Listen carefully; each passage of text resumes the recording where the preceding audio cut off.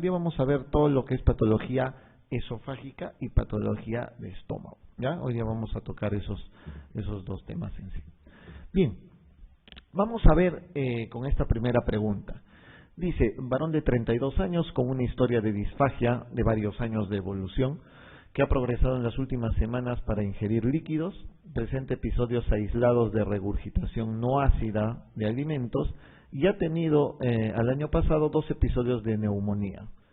¿Qué exploración les parece a ustedes que pueda ser la más apropiada para este paciente? Cuando ustedes tengan un tipo de estas preguntas, para empezar tienen que tener claro el diagnóstico.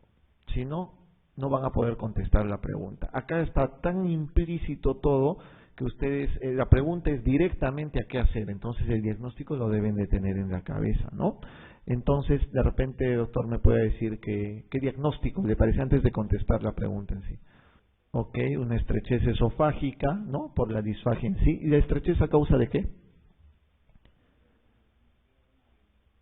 De acuerdo. Entonces, ¿qué examen le haría directamente a este paciente, según estas alternativas? Radiología esófago-gástrica con vario, ¿no? ¿Alguien opina lo contrario de repente? Ese es un problema, se van a dar cuenta porque lo que mencionó el doctor es sumamente correcto en muchos aspectos, pero la respuesta está completamente errada, porque acá hay algo claro que ya tienen que tener para el diagnóstico. Tienen un paciente con disfagia, primer punto, de varios años de evolución, y que en la última semana ha progresado solamente para ingerir líquidos, es decir, tiene disfagia para sólidos y para líquidos.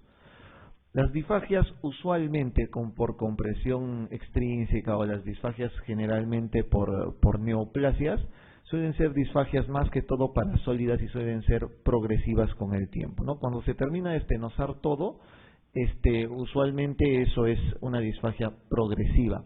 Tienen que tener en claro que cuando la disfagia es tanto para sólido como para líquido al inicio, tienen que pensar en un trastorno motor esofágico. ¿De acuerdo? Ese es un dato o un secreto que tienen que tener en consideración. Segundo punto. Dice acá que presenta episodios aislados de regurgitación no ácida. ¿Qué implica eso? Cuando hay regurgitación no ácida quiere decir que el material que hace reflujo, que tiene de reflujo el paciente, es un material que no es de contenido del estómago, es no ácida. Será entonces de contenido esofágico, lo cual quiere decir que el problema es netamente esofágico, ¿de acuerdo? Olvídense ustedes de que sea un problema gástrico acá. Tercero, dice que ha tenido 2 episodios de neumonía. Cuando hay episodios de neumonía, principalmente ustedes tienen que basarse al hecho de que este paciente, con la regurgitación que hace, se aspira, ¿de acuerdo?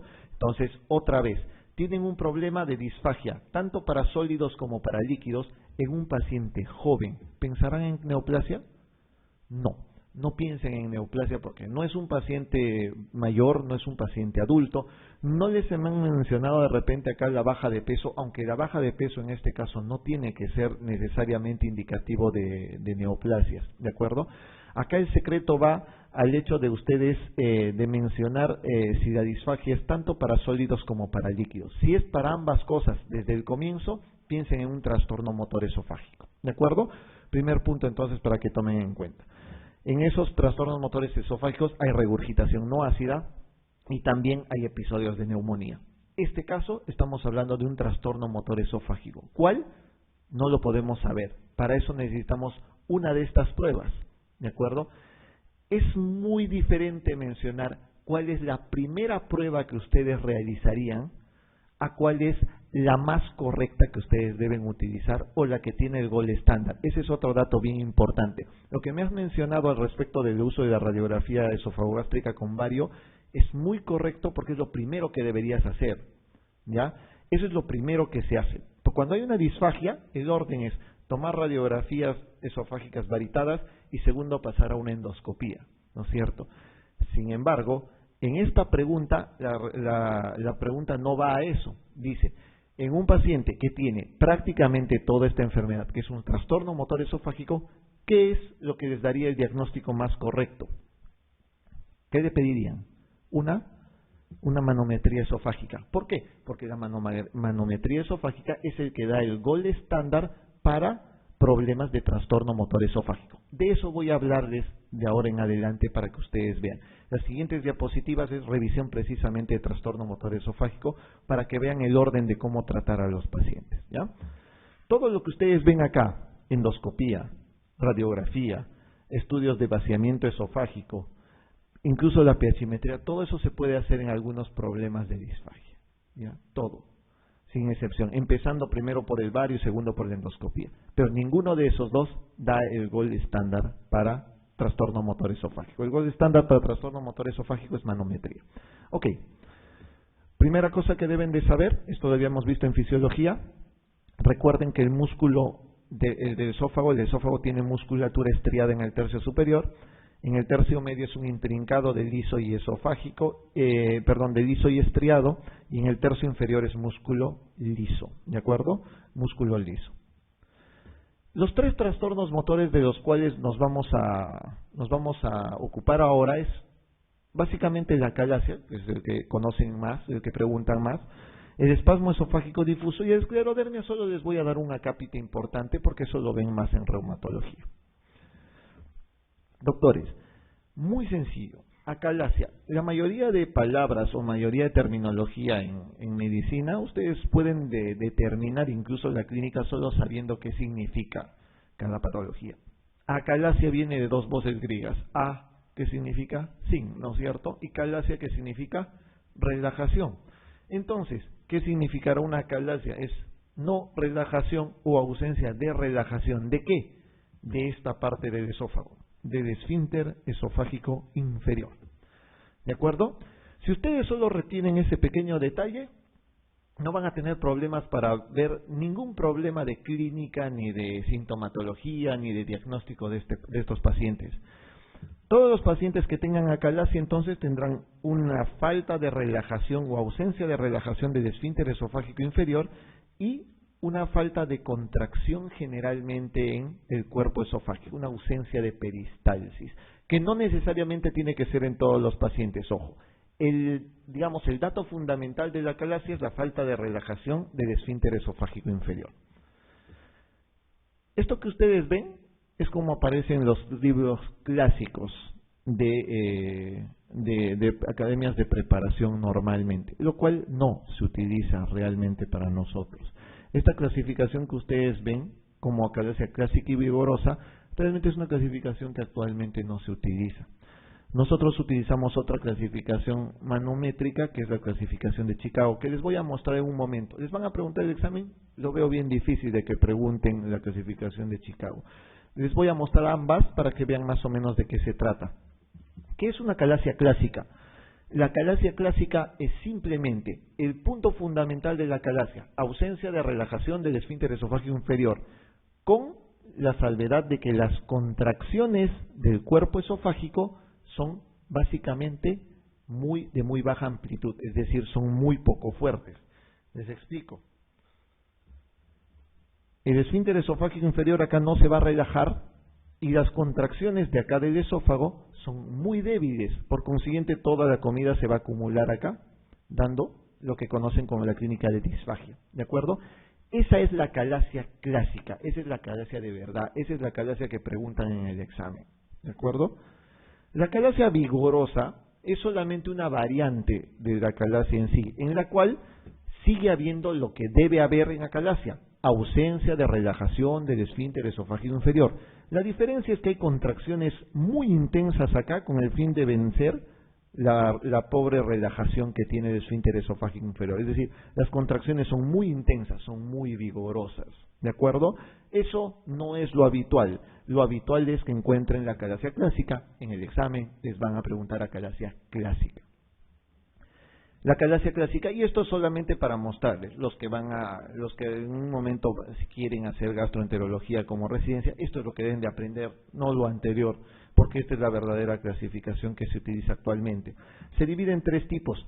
Tipo 1, que es la acalasia clásica, que ya la conocen. El tipo 3, que es la acalasia espástica, que es la misma acalasia vigorosa que han visto anteriormente. Y la diferencia con la otra es el tipo 2, que se llama acalasia por compresión. Así se llama. No les enseño más de esto porque la diferencia entre una y otra son características de manometría, que tampoco les van a preguntar en el examen. Solo ténganlo en consideración por si en algún momento tuviesen que preguntar. Doctores, preguntas de examen usualmente entonces les van a preguntar acerca de la etiología. ¿Cuál es la causa que tiene una acalasia? Hasta el momento la causa es desconocida, ¿de acuerdo? No se conoce la causa de por qué hay acalasia, no se conoce la causa de por qué hay espasmo esofágico difuso. Lo que se tiene en consideración son teorías, ¿ya? Son teorías. ¿Y cuáles son esas teorías? Básicamente las teorías son de afectación neurológica fundamentalmente, son teorías nada más, ¿de acuerdo? Ese es un dato bien, pero bien importante. Tienen que saber en la acalasia que existe un término que se llama acalasia secundaria. El otro nombre que utiliza normalmente es el de pseudoacalasia. ¿Qué significa eso? La acalasia secundaria o pseudoacalasia simplemente son cualquier otra patología que simule una acalasia. Eso simplemente es una acalasia secundaria. Miren, por ejemplo, si hay un cáncer en la parte del cardias, ¿no? En la parte superior, en la unión del esófago gástrica, va a dar síntomas muy parecidos al de una acalasia, que es la falta de relajación en esa zona. Por ejemplo, la infiltración por neoplasias, un tumor en la parte distal del esófago, en la parte superior del estómago, da síntomas de pseudoacalasia. Las cicatrices por radiación que dan estenosis, o la enfermedad de Chagas. ¿Alguien recuerda qué es la enfermedad de Chagas? ¿Recuerdan qué era, doctora? ¿No? La enfermedad de Chagas es la tripanosomiasis sudamericana, ¿no es cierto? Que es producida por el Trypanosoma cruzi, ¿no es cierto? Y transmitida por la chirimacha fundamentalmente. Es una enfermedad infectológica en la cual normalmente hay que megaesófago, megacorazón, megavejiga, todo. ¿Recuerdan eso? Eso no se lo deben de olvidar para nada. Entonces, la enfermedad de Chagas precisamente al dar megaesófago, va a dar el aspecto de una acalasia. Es un diagnóstico entonces de pseudoacalasia. ¿De acuerdo? Un dato entonces importante para que recuerden.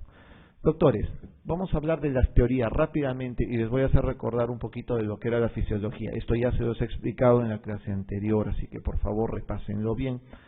Una de las teorías realmente habla acerca de la afectación neurológica que puede haber.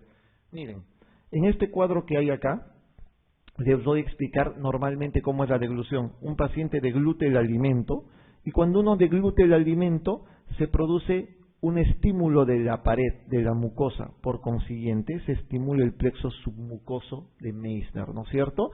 El Meissner manda señales por el nervio vago, se procesa la información en los núcleos, regresa la información por el nervio vago y termina en este otro plexo, conocido como plexo mientérico de Auerbach. Y como este plexo mientérico está entre los dos músculos, se produce una contracción. Eso es la peristalsis, ¿no es cierto? ¿Recuerdan entonces la peristalsis? Les repito rápidamente. Un paciente que deglute el alimento estimula la parte mucosa y submucosa, estimulando el plexo submucoso de Meissner.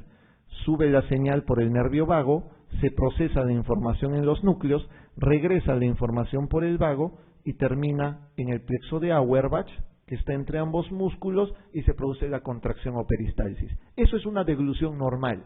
Ok, si eso es una deglución normal, por eso es fisiología pura, ¿de dónde sale digamos, las teorías de la acalasia? La teoría más importante de la acalasia es esta: disminución del número de neuronas del plexo de Auerbach. ¿Qué significa eso? Miren, uno deglute el alimento, se estimula el Meissner, sube la señal por el vago, se procesa la información, regresa por el vago, y como las neuronas del Auerbach están disminuidas, la contracción está ausente. Ok, esa es una teoría. Esa es la teoría más aceptada. Si en algún momento del examen les preguntaran cuál es la teoría más aceptada con respecto a la etiología de la acalasia, es esta: disminución del número de neuronas del plexo de Auerbach. Pero en general la etiología es desconocida, ¿de acuerdo? ¿Cuál es la otra teoría que es menos aceptada? Alteraciones en el vago. Es decir, uno deglute el alimento, se estimula el Meissner, pero no sube ni baja por el vago. Por consiguiente, no hay peristalsis. Por consiguiente, podría haber acalasia. La otra es disminución del número de neuronas del núcleo dorsal y del ambiguo. Ok, veamos esto. Paciente pasa el alimento, se estimula el Meissner, sube por el vago, pero no se procesa la información en los núcleos. ¿De acuerdo? Otra teoría más. Por consiguiente, no hay contracción esofágica. De todas esas que han visto, la que es más aceptada es la disminución de neuronas del plexo de Auerbach. ¿Listo? En conclusión, eso es lo que vamos a ver ahora. Clínica. De esta diapositiva hay como 5 o 6 preguntas en el examen y en los exámenes, tanto MIR como en los exámenes de residentado de acá. Primero, ¿cuál es el síntoma más frecuente que tiene un paciente con acalasia? Lejos, porque si tienes una falta de relajación del esfínter esofágico inferior, ¿cuál es lo primero que vas a tener? No puedes comer, no puedes pasar el alimento, por consiguiente lo más frecuente es una disfagia, ¿de acuerdo? Ese es el síntoma más frecuente. Segundo, tienen que tener en cuenta que muchas veces el hecho de que se cierre el esófago, ¿no? La parte distal del esófago, hace que la comida se empiece a acumular en el esófago. Como la contracción esofágica es débil, entonces se acumula la comida ahí y ¿qué va a producir? Dolor torácico. Se sigue acumulando la comida, como está todo el acúmulo ahí, va a regurgitar. ¿Qué tipo de regurgitación era? De acuerdo a la pregunta anterior, no ácida, ¿no es cierto? Es una regurgitación no ácida, porque no viene del estómago, viene solamente de la comida recién deglutida. Obviamente el paciente pierde peso. ¿Por qué? Porque el paciente no se nutre adecuadamente. Doctores, pregunta de examen. ¿Cuál de estas 5 cosas no se encuentra en un paciente con acalasia? Disfagia, dolor torácico, regurgitación, pérdida de peso o reflujo gastroesofágico. Ojo, no confundan regurgitación con reflujo gastroesofágico. La regurgitación de la acalasia es no ácida. Reflujo gastroesofágico sería el contenido del estómago que regresa hacia el esófago. Eso no puede haber. ¿Por qué?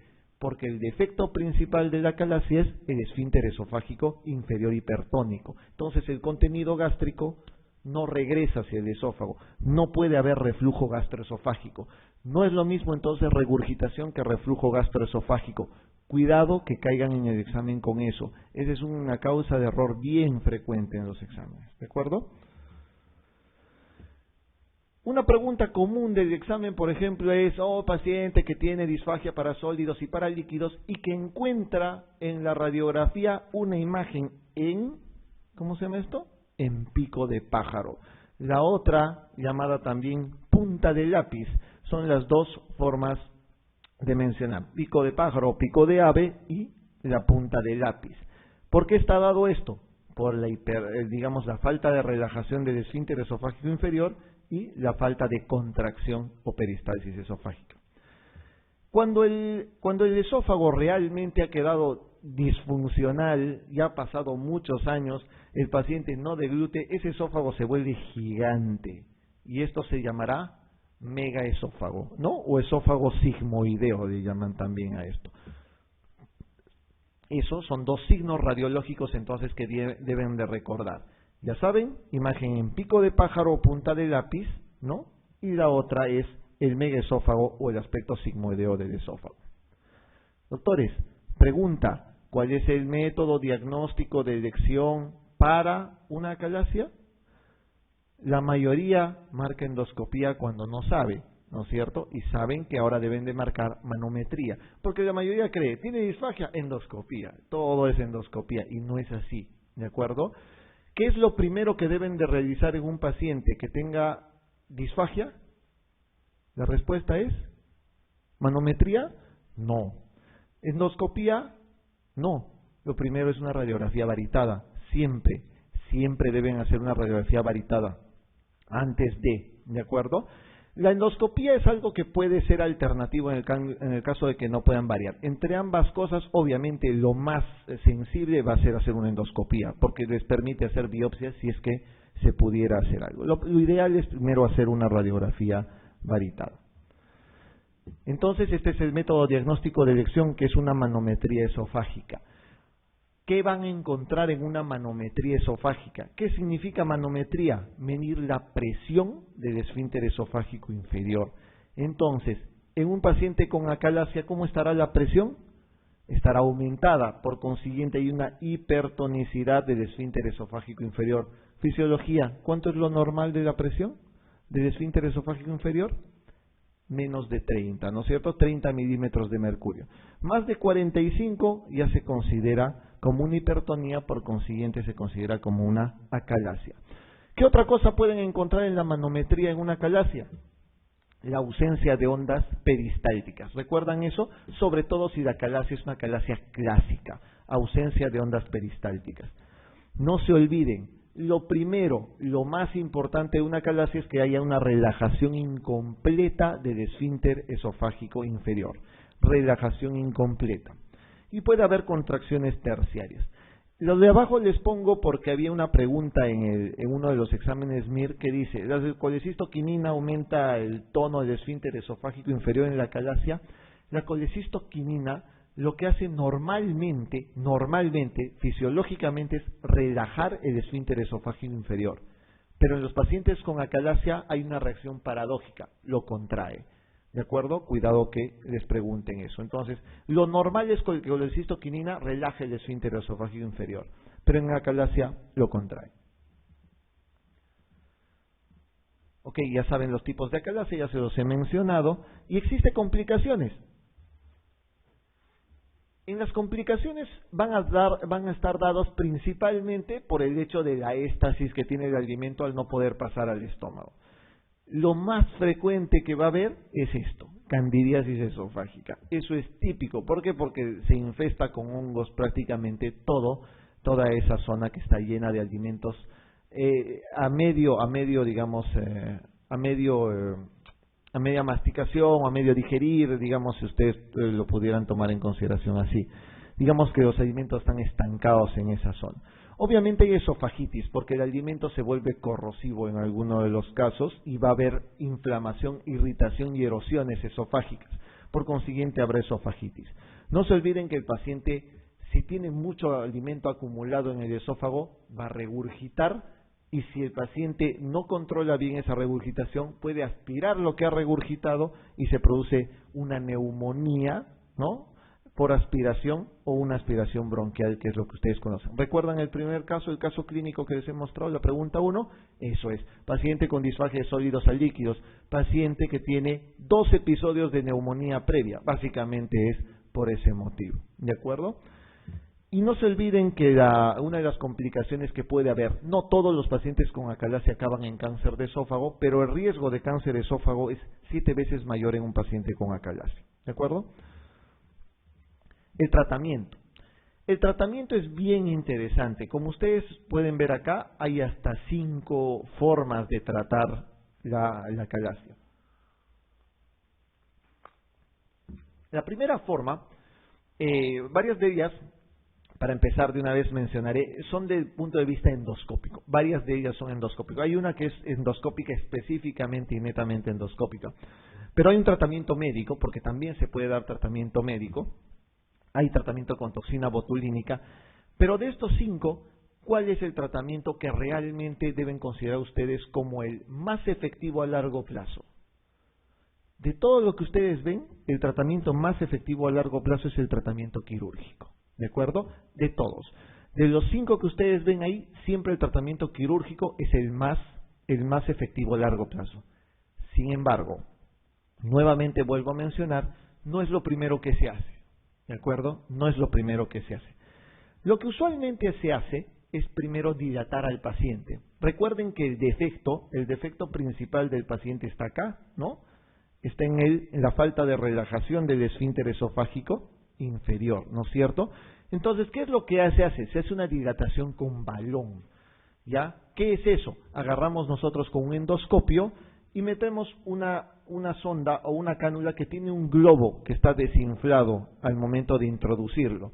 Cuando llegamos a la parte que está estenótica o hipertónica, para ser más correctos hablando, se infla el globo, ¿de acuerdo? se infla el globo, se mantiene 30 segundos distendiendo eso, se desinfla el globo y se retira, y por consiguiente quedará dilatado. Eso se llama dilatación con balón. Esa es una dilatación endoscópica que se hace normalmente en cualquier lugar. ¿Cuál es el problema con la dilatación con balón? Uno, que recurre después de un tiempo. Tienes que hacer hasta tres dilataciones con balón. Si después de la tercera dilatación con balón no funciona, el tratamiento es quirúrgico de todas maneras. ¿De acuerdo? El tratamiento es quirúrgico siempre.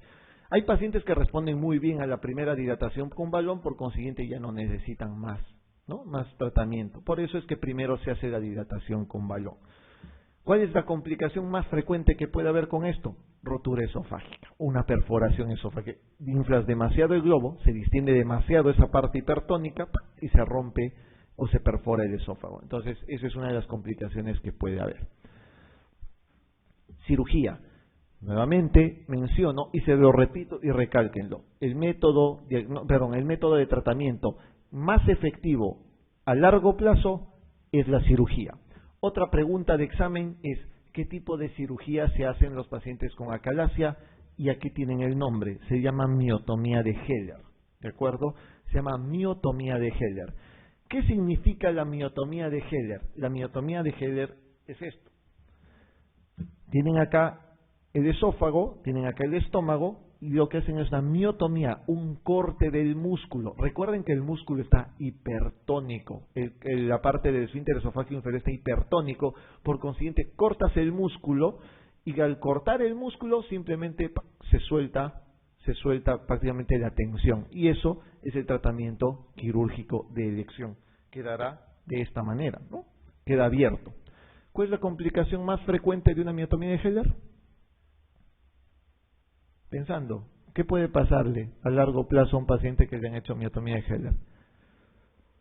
¿Va a tener, doctora? ¿Doctor, al fondo? Reflujo, pues. Ya no sirve el esfínter que estaba hipertónico y no dejaba pasar el alimento, cortas el músculo y se suelta. Ahora pasa el alimento, eres feliz comiendo el alimento, pero a largo plazo, como ya no es funcionante, hay reflujo gastroesofágico. ¿De acuerdo? Esa es una complicación que puede haber en los pacientes con miotomía de Heller. ¿Sí? ¿Estamos bien con eso? Ok. Rara vez los pacientes requieren una esofaguectomía total. Obviamente se hace después de 3 dilataciones, como ya les he mencionado. Existe tratamiento médico, pero el tratamiento médico muchas veces no es muy satisfactorio. ¿Y qué cosa es lo que van a utilizar? Antagonistas de los canales de calcio. Un antagonista de canal de calcio que recuerden, ¿cómo van a postular a cardio la mitad de acá? ¿No? No. Un antagonista de canal de calcio que se utiliza es nifedipino, ¿no es cierto? El nifedipino, por ejemplo, que se utiliza normalmente para hipertensión arterial, lo que hace básicamente es antagonizar los canales de calcio e inhibir la contracción muscular. Por consiguiente, mejora la hipertonicidad. Pero ¿cuál es el problema? Si tu paciente tiene presión 90-60 porque es un paciente no hipertenso y le das nifedipino, lo vas a hacer dar un síncope. Entonces, no muchas veces es muy efectivo dar nifedipino. Entonces, a veces no se puede dar.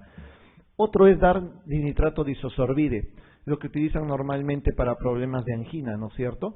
Pero el dinitrato de isosorbide, ¿cuál sería su función? Al ser un nitrato, eso lo hemos visto en fisiología, el óxido nítrico lo que hace es que relajar, ¿no? Relajar el esfínter esofágico inferior, relajar el músculo liso.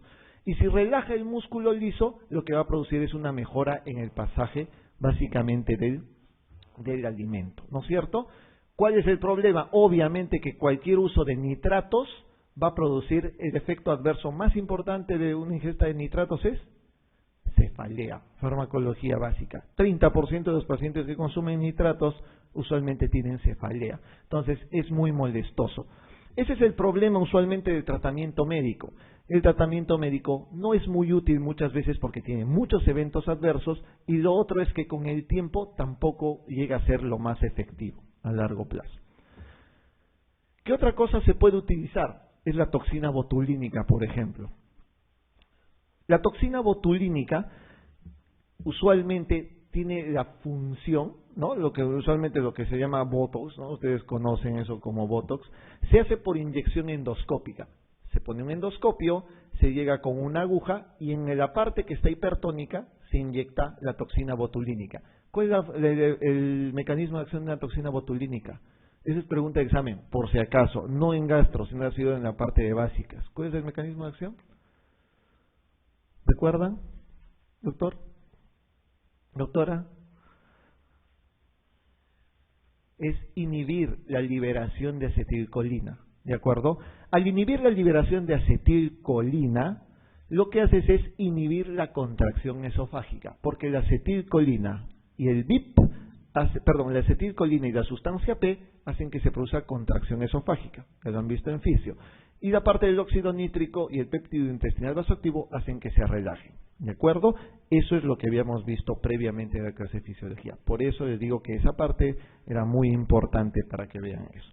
Entonces, la toxina botulínica tiene el efecto adverso principal de que, más que efecto adverso, la complicación que obviamente puede ser más endoscópica, pero que a largo plazo otra vez vuelve a reaparecer el cuadro de la calasia. Eso es lo que pasa, o sea, tampoco es efectivo a largo plazo.